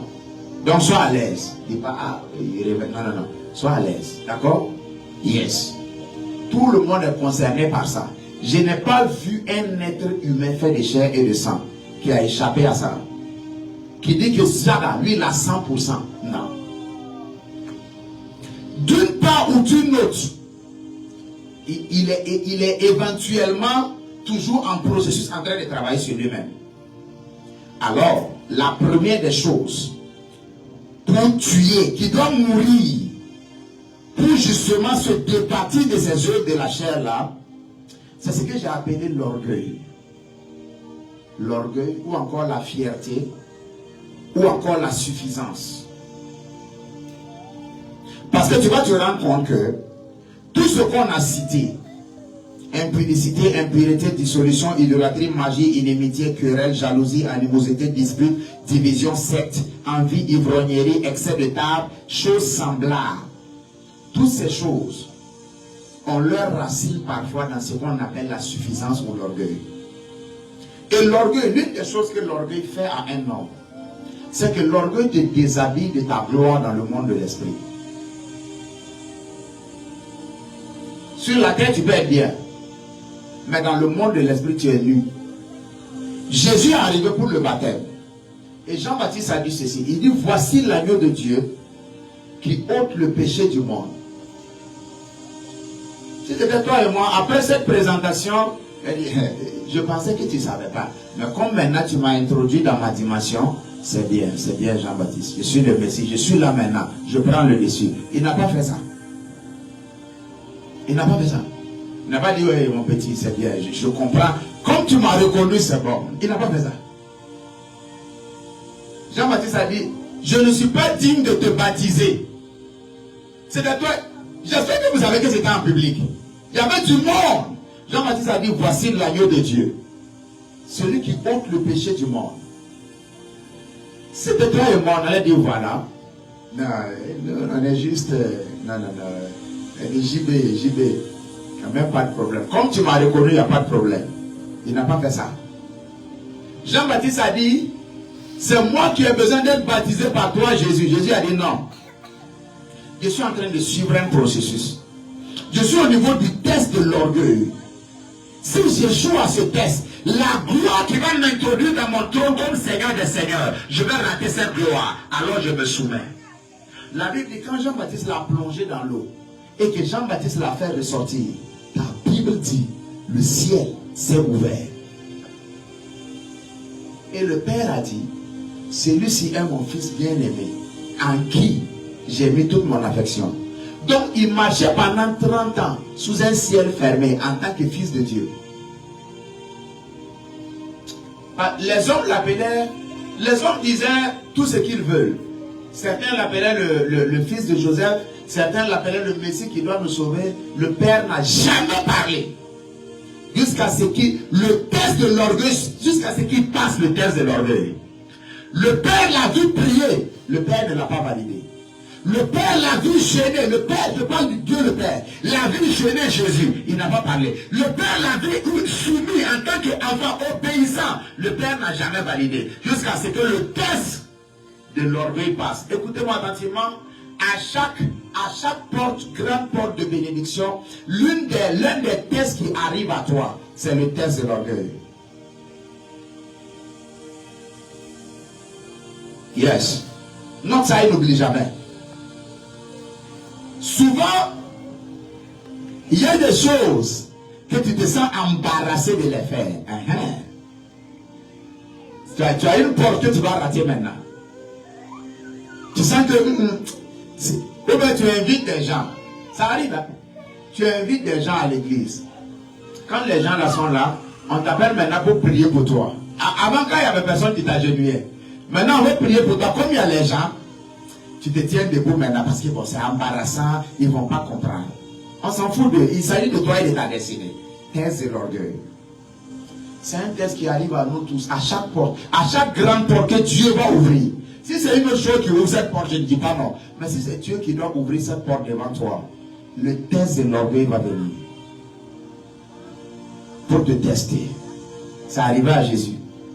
Le test de l'orgueil. Est-ce que tu sais qu'il y a des gens à l'église qui sont embarrassés de venir témoigner? Parce qu'ils se disent, bon, quand même. Test de l'orgueil. S'il te plaît, note ça et n'oublie jamais. La première des choses à faire mourir en nous, c'est l'orgueil.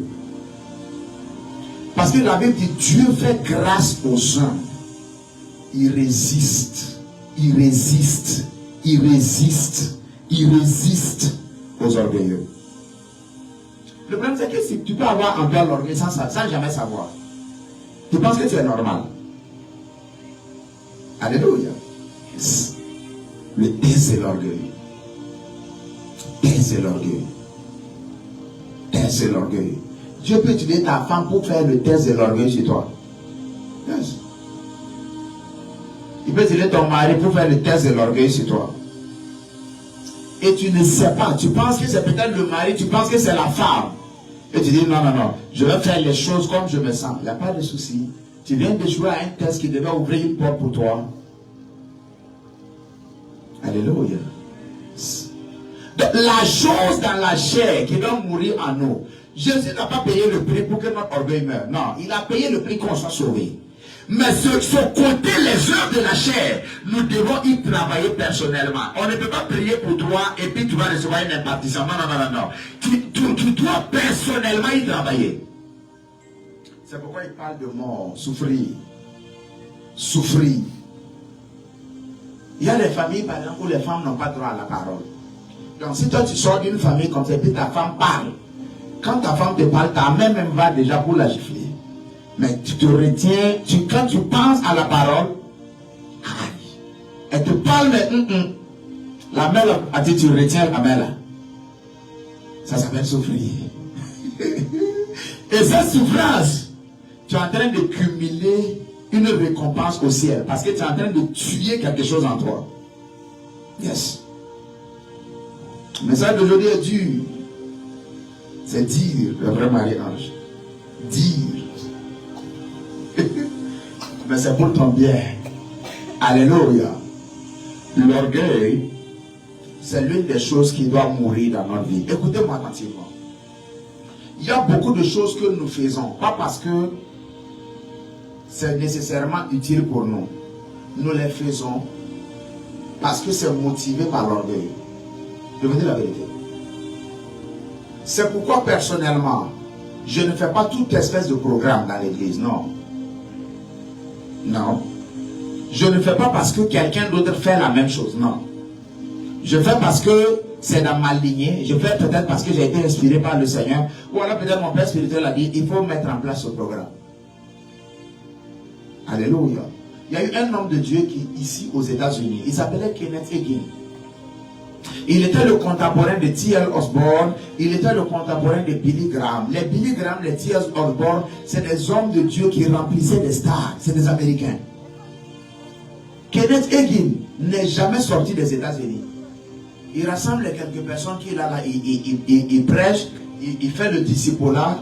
Quand eux ils grandissent, ils partent, l'église se vide, d'autres personnes viennent. Petite église. Il enseigne les mêmes choses. Il a formé des disciples. Comme ça, il les a laissés partir. Mais sur la terre aujourd'hui, il n'y a pas un pays, il n'y a pas un homme de Dieu qui comprend le monde spirituel, qui n'a pas lu le livre de Kenneth Hagin. Non, il n'y en a pas. Il faisait, il enseignait, il formait des disciples. Voici comment vous devez vous comporter. Il écrivait des livres, terminé, dans sa petite tente. Il avait aussi l'onction que ceux qui remplissaient les stades. En fait, à quelque temps avant sa mort, l'onction là était telle que, quand il dit take ou bien receive, lui-même, son corps suit. J'ai regardé cette vidéo. Donc, il était obligé, quand il va aller prêcher quelque part, d'avoir son protocole avec lui. Donc, avant de parler, quand il relâche, l'onction là, son corps part, parce qu'il avait, son corps part vers la direction. Et le protocole veille sur lui. Voici le niveau de l'onction qui était sur la vie de l'homme. Il n'a pas dit, voici, moi aussi je vais aller remplir des stades. Non. Il est resté dans la ligne, dans le canevas que Dieu lui a donné. Il y a beaucoup de choses non nécessaires dans lesquelles nous sommes impliqués. Mais motivés par l'orgueil. Les gens ont fait ci. L'autre homme de Dieu vers l'autre, ah, mon ami là, lui aussi il a fait ça, moi aussi je vais faire ça. Ce n'est pas nécessaire. Reste dans la ligne et dans le canevas que Dieu t'a donné. Je ne fais pas toutes sortes de programmes. Non. Non. Je vois des hommes de Dieu qui font des programmes. Mais il y a des programmes que je ne fais pas. C'est pas... Non. Juste comme ça. Il y a beaucoup de choses non nécessaires qui sont motivées par ce trait de caractère. Alors ça doit mourir. Est-ce qu'on est ensemble? Yes. Et la deuxième des choses qui doit mourir, c'est la convoitise, la luxure et les désirs impurs. En un terme, en un mot, mourir à l'influence et à ta volonté. Mourir à quoi? À l'influence et à ta volonté. Vous savez que nous sommes dans un monde aujourd'hui où ta valeur est déterminée par le nombre de followers. Dans le monde des réseaux sociaux. On nous a dit, on nous a élevés selon un système que ce qui fait de toi quelqu'un d'important, c'est que tu aies 1 million de followers. C'est ça, non? Yes. Dans le cadre de l'évangile, on a besoin des followers. Mais le nombre de followers là ne fait pas de toi quelqu'un d'important. C'est la vérité. Il y a un monsieur, sur sa page Facebook, il a 12 followers. Les 12 là, c'est les présidents des États. Donc il a combien de followers? Parce que si un pays compte 20 millions, et que lui il a 12 présidents qui le follow, il a juste 12 amis. Maintenant, tu vas voir un jeune homme qui a 700 000 followers. Quand il va voir la page, il va rigoler. Après, il va aller demander de l'argent à celui qui a 12 followers. N'est-ce pas? Yes. Malheureusement, nous sommes dans cette génération de réseaux sociaux. Mais comprenez que ta valeur ne dépend pas du tout du nombre de followers. Non. La preuve, c'est que certains d'entre vous, les gens qui ont plus de followers que vous là, c'est chez vous, ils se ressourcent. Hein? Yes. Alors, la mort à l'influence.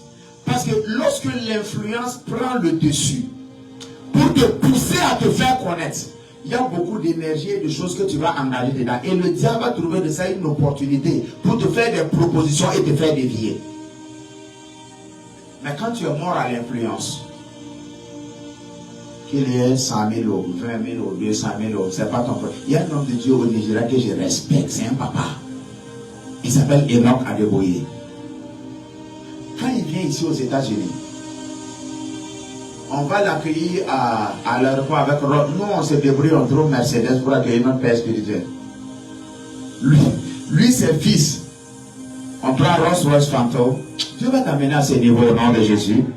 Tu n'as pas dit Amen. Comme ça, on va aller aussi accueillir. On prend Rolls-Royce Phantom, on le met dedans. La police américaine, pas nigériane, est devant lui.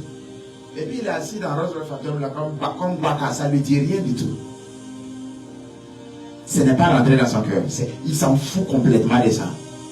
Un jour, il était assis dans un restaurant ici aux États-Unis.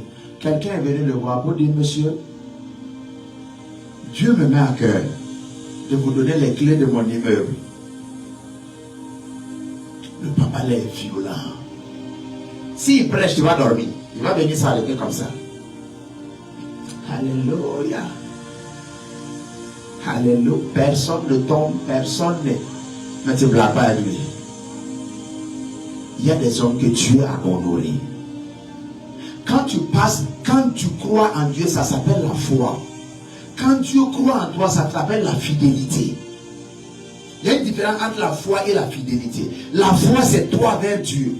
La fidélité, c'est que Dieu a dit, j'ai regardé ton comportement. Je peux te confier certaines choses. Et le papa, là, il a parlé une fois. Il a dit, bien-aimés frères et sœurs dans le Seigneur, en toute humilité, si aujourd'hui, je demande un t-shirt, j'ai dit, s'il vous plaît, à mon t-shirt, j'ai besoin de t-shirt. Il dit, si lui, il fait ça, au micro, il dit, la taille de son t-shirt, là, peut finir sur le marché. Parce que tous les enfants, là, vont vouloir venir, ils vont payer tout, venir lui donner. Il y avait une fête de Noël. Son protocole a pris le micro pour venir devant l'assemblée pour dire, s'il vous plaît, bien mes frères et soeurs dans le Seigneur, n'envoyez plus de voitures à papa. Parce qu'il y avait près de 400 voitures garées dans son parking. Chaque enfant vient offrir. Il ne s'arrête même pas pour qu'on sache que c'est lui qui a offert. Pour lui que ça rentre dans son parking seulement. Dans la cour là. Il laisse la clé dedans et puis il s'en va. Son église fait 3 km sur 3 km. T'entends ça? Voici comment des hommes, avec le même Dieu que toi et moi nous prions, sont arrivés. Là, il a une ville dans la ville. Quand il y a une église de 9 km, c'est quoi? C'est une ville. Dans la ville. Et il a dit ceci. Et c'est mon point préféré. Il a dit que les gens me regardent. Et puis il ne veut pas de titre. Il dit appelez-moi pasteur. Les gens ont dit moi je m'appelle Bishop. Ok. Même ses fils c'est des bishops. Lui on dit non papa, comme vous, nous on est Bishop, nous on va vous devez être arrêté. Ne me collez pas Archbishop, archevêque, il ne faut pas me coller ça. Il faut m'appeler pasteur. Et il a dit ceci. Il a dit beaucoup de gens me regardent et ils envient l'église, ils envient mon influence. Il a 82 ans cette année. Il dit toute ma vie, je jeûne 120 jours par an. Même à son âge, 82 ans, là, il jeûne 40 jours, 3 fois dans l'année. Et il dit chaque jour, si je n'ai pas passé le temps dans la présence de papa, papa c'est papa Dieu quoi. C'est 7 heures de temps. Hein? 120 jours de jeûne. Du 1er janvier jusqu'au 31 décembre, toi tu passes 7 heures minimum dans la présence de Dieu. Ok. Maintenant tu es étonné de son niveau. Un jour, un de ses fils spirituels allait le voir. Il a fait attendre le fils là pendant 4 heures. Bon, il y a quelque chose qui s'est passé, puis le fils était en train d'attendre. Quand il est sorti, il dit, oh, désolé mon fils. Il dit, j'étais en communion avec Esaïe. La Bible parle des esprits des hommes juste devenus parfaits, qui visitent les hommes sur la terre. Il dit, j'étais en communion avec Esaïe. Esaïe, le prophète dans la Bible, là, est venu en vision. Et puis, eux, ils étaient entrés en communion. Le fils là a commencé à pleurer. Il dit, mais qu'est-ce que j'ai fait de ma vie? Donc, vous êtes à haut niveau, vous parlez maintenant avec les esprits des hommes devenus parfaits. Nous, on n'a pas encore fini de lire la Bible. Bien aimé, il y a du boulot. Il y a du boulot. La garantie que nous avons, c'est quoi? C'est que quand tu auras fini de faire ce que Dieu attend de toi, tu n'auras même pas à prier pour le besoin, de ton besoin que tu as. Est-ce que vous comprenez? Peut-être qu'aujourd'hui, ton besoin pour toi, si tu as construit une maison, 2 chambres, salon et R+2, c'est le haut niveau pour toi, avec piscine et tout ça, un jardin. Mais ce que je suis en train de te dire, si tu t'es engagé avec Dieu, par le moment où il aura fini avec toi, tu n'auras même pas à demander ça. Peut-être même que tu n'auras même pas à payer un sou pour ça. Quelqu'un va juste venir te donner 10 fois plus. Est-ce qu'on est ensemble? Marchez par l'esprit pour accomplir des exploits. Marchez par l'esprit pour accomplir des exploits. Alors dans notre marche terrestre, notre avantage c'est l'esprit. Quand les choses commencent à se coincer et à se bloquer au niveau physique, on change de fréquence. Et on rentre dans la fréquence de l'esprit. Alors nous ferons des exploits. Je conclue en disant ceci. À la fin de cette année, nous pourrons dire que nous avons fait des exploits. Parce que Dieu va agir puissamment. Dieu va agir puissamment. Mais pour certains d'entre nous, ça c'est la partie qui risque de ne pas te plaire. Le seul exploit que tu... Parce que je disais, mais Seigneur, quelles sont les choses? Il m'a dit, dis ça et je vais te dire. Pour certains d'entre nous, le seul exploit que nous aurons fait en 2025, c'est que finalement, nous aurons vaincu cet orgueil qui est en nous depuis des années. Ça sera le seul exploit. Les gens vont dire, mais tous les gens, on voit des choses dans leur vie, mais toi, on ne voit rien. Ça ne veut pas dire que tu n'as rien fait. Il y a quelque chose qui est parti. Peut-être que cette colère ou cette chose qui est ce caractère, ce trait de caractère, finalement tu as eu la victoire dessus. Certainement, nous cherchons tellement l'approbation de tout le monde qu'on ne peut pas dire non à quelqu'un, non à quelqu'un, non, non, non. On veut arrondir les bords de tout le monde. Mais finalement, à la fin de cette année, tu vas arriver à un niveau où tu vas dire non, j'ai quand même vaincu ce trait de caractère. Ça sera aussi ton exploit. Peut-être que ça ne sera pas une nouvelle voiture pour toi. Peut-être que ça ne sera pas une nouvelle maison, c'est pas grave.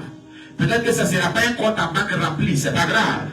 Peut-être, mais ça sera un exploit parce que cette chose qui t'avait retenu au même niveau pendant longtemps, à la fin de cette année, ton exploit sera que finalement, j'ai eu la victoire sur ce trait de caractère qui m'a retenu longtemps au même niveau. Yes. Ça sera aussi un exploit. Ça ne sera pas un échec. J'aimerais que tu pries avec moi. Dis Seigneur, merci pour ta parole. Merci Père pour ta parole. Merci pour ta parole. Merci Père pour ta parole. Adonai, merci. Elohim, merci. El Shaddai, merci. Sois glorifié, Papa. Sois honoré, Papa. Sois exalté, Papa. Sois magnifié, Père. Nous te disons merci. Et nous bénissons ton nom. Au nom de Jésus-Christ de Nazareth. Amen, amen. J'aimerais que tu prennes une position où tu vas laisser de côté toute distraction. Les enfants, laissez-les tranquilles. S'ils pleurent, il faut les laisser, c'est pas grave. Mais je veux que tu cries à Dieu ce soir. Crie à Dieu, comme si ça dépendait de ta survie. Pour dire, Seigneur, je demande ta grâce, ta force, ta capacité pour marcher par l'Esprit en cette année 2025. Au nom de Jésus. C'est le seul point de prière. Élève la voix, commence à prier. Commence à prier. Commence à prier. Je ne sais pas quelle position tu vas prendre. Mais crie à Dieu ce soir. Crie au Dieu de ton salut. Pour dire, Seigneur, aide-moi, aide-moi, aide-moi. Aide-moi à marcher par l'Esprit et à faire des exploits pour toi. Aide-moi, aide-moi, aide-moi. Au-delà d'une volonté humaine, des exploits pour toi. Aide-moi, Seigneur. Es-tu en train de prier ce soir? Prie de tout ton cœur. Parle à Dieu. Jatabarabadi lagada. Rebebebebe shibradi lakata ragada braskalada. Iribibibibibibib jikulata bragada skalataria gada laba. Rababababababababababababababa. Jikulagada brada kabalagade jalala bragada balataria gadaba. Rababababa jekete de bragada. Prie ce soir. Seigneur, je reçois la grâce, la force, la capacité de marcher par l'Esprit et de faire des exploits pour toi cette année au nom de Jésus. Je reçois la grâce, la force, la capacité de marcher par l'Esprit et de faire des exploits pour toi au nom de Jésus. Je reçois la grâce, la force et la capacité de marcher par l'Esprit et de faire des exploits pour toi au nom de Jésus.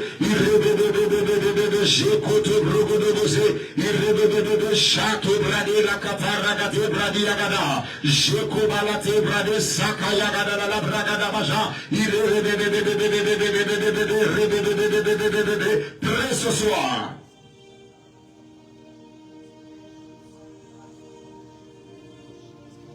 Prie ce soir. Seigneur, je reçois la force. Je reçois la capacité. Je reçois la grâce de marcher par l'Esprit en cette année et de faire des exploits. Au nom de Jésus. Lève les mains, garde les yeux fermés et reçois cette grâce ce soir. Reçois cette grâce ce soir au nom de Jésus. Reçois cette grâce ce soir, garde les mains levées. Garde les mains levées et reçois cette chose ce soir, ce que Dieu a pour toi ce soir. Reçois cette chose que Dieu a pour toi ce soir. Combien Dieu est grand, chantons-le combien. Dieu est grand, et tous verront combien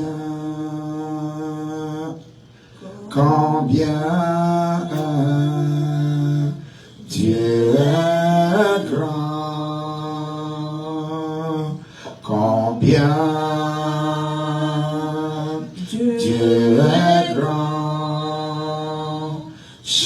chantons-le combien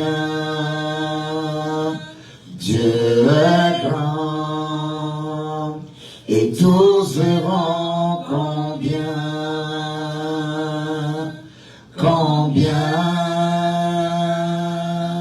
Dieu est grand. Reçois une fraîche grâce ce soir, au nom de Jésus, afin de marcher par l'Esprit. Marcher par l'Esprit, c'est marcher en étant libre.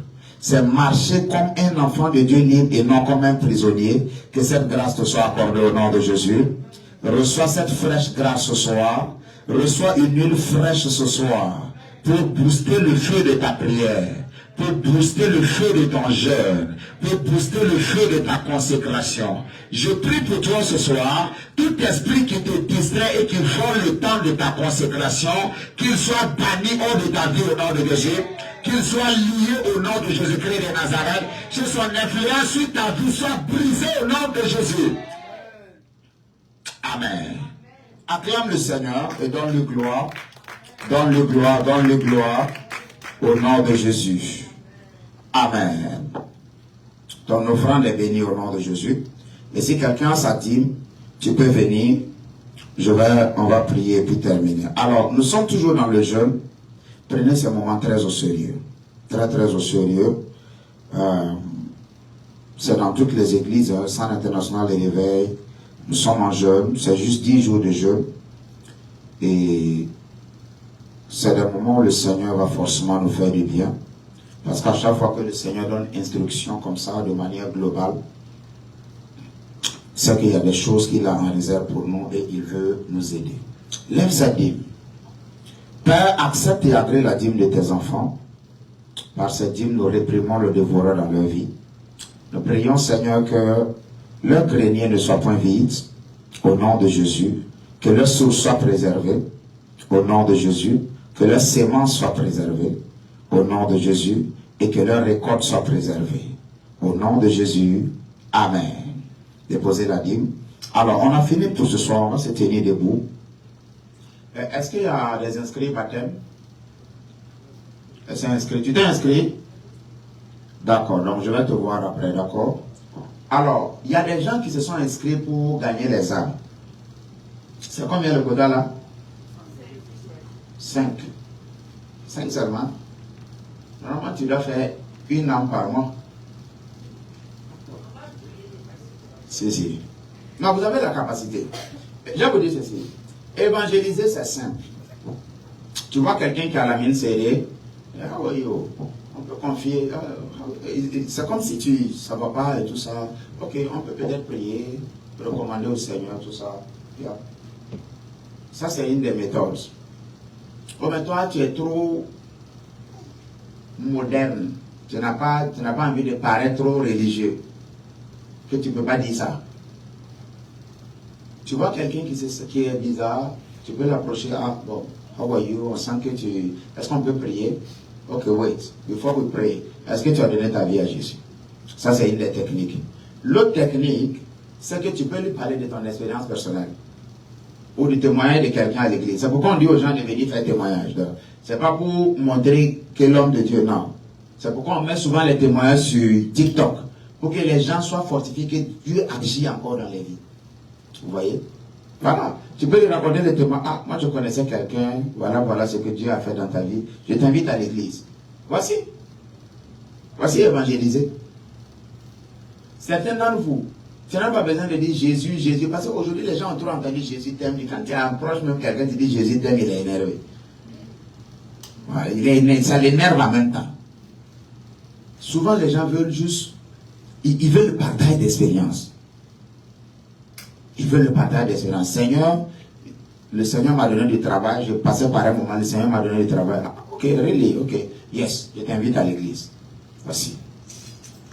Amen. Lève la main et dis merci Seigneur pour aujourd'hui.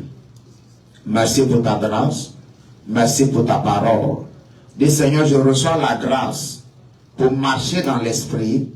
Je reçois la grâce pour faire mourir la chair et marcher dans ta volonté et accomplir des victoires en cette année 2025 au nom de Jésus. J'établis cela dans ta vie au nom de Jésus. Alors que tu ressens qu'une force nouvelle te soit donnée au nom de Jésus, qu'une capacité nouvelle te soit donnée au nom de Jésus. Alors que tu sors d'ici, ce qui avait dominé sur toi jusqu'à aujourd'hui, tu pars pour dominer sur cette chose au nom de Jésus. Tu pars pour dominer sur cette tendance et cette envie au nom de Jésus. Tu pars pour dominer sur ce trait de caractère au nom de Jésus. Alors que tu pars, je déclare ta semaine bénie et tu es préservé. Je déclare que si tu fais une activité, que le Seigneur bénisse l'œuvre de tes mains en cette semaine. Que le Seigneur envoie de bonnes connexions devant toi au nom de Jésus. Que le Seigneur te donne faveur aux yeux de tes supérieurs au travail au nom de Jésus. Il faut me dire amen et bien.